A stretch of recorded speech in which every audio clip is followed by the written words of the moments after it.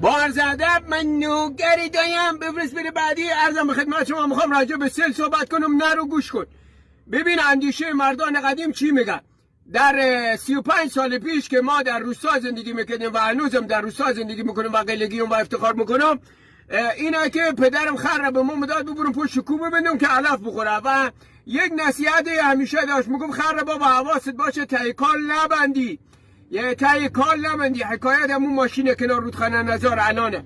و یک مسئله دیگه هم بود که ما یک بار ته یک بزه یا کال یا به قول شهری‌ها دره ما داشتم نماز میخوندم، آمد دست ما گرفت کشید برد گفت بابا در ته کال نماز خواندن باطله. ببین تا کجا فکرشو میکردن.